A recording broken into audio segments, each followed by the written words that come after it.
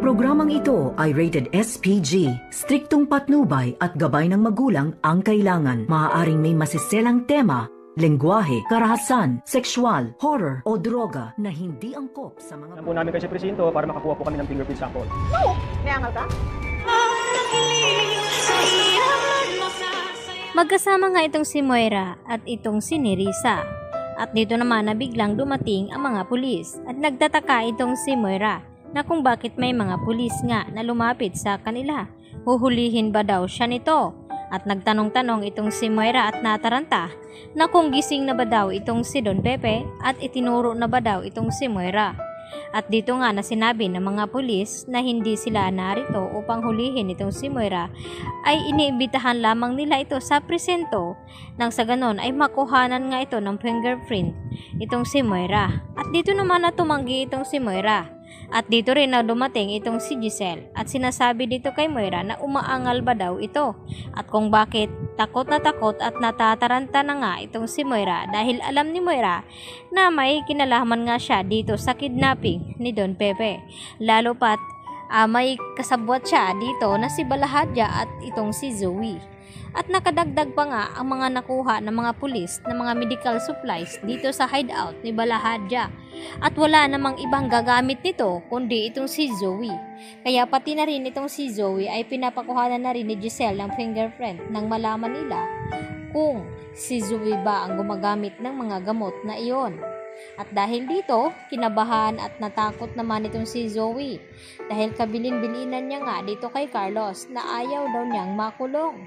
Dahil baka mabubulok na nga siya doon sa kulungan at nangako naman itong si Carlos kay Zoe na protektahan daw niya ito at hindi daw niya ito pababayaan at gagawaan daw niya ng paraan itong si Zoe kung anong paraan ito. Samantala, habang dinadalaw naman ni Annalyn sa kwarto itong si Don Pepe, ay dito naman na tila naghimala dahil pinisil nga ni Don Pepe itong mga kamay ni Annalyn.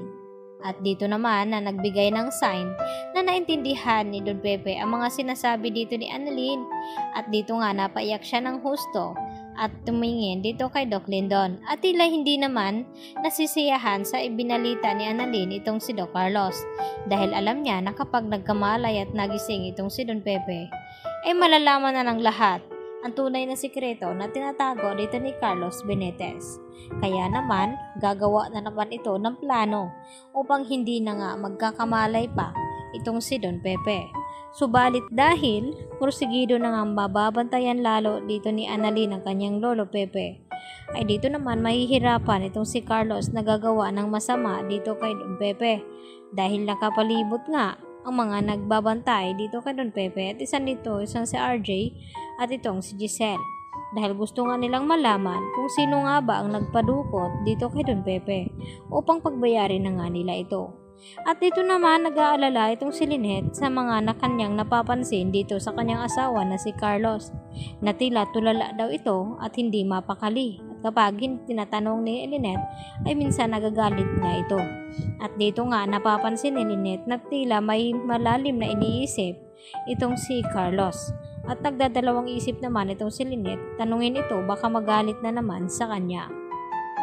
Kaya si Annalyn na lamang ang kinakausap dito ni Lynette at nagtanong na kung bakit gano'n ang kinikilos ni Carlos Benitez na kakaiba at biglang-bigla na lamang nawawala ito at umaalis na hindi nagpapaalam at nagsasabi kay Lynette. Kaya yan naman ang ating pakatutukan maya-maya mga kapuso, dito lamang yan sa Abot Kamay na Pangarap. Yan lang po at maraming salamat.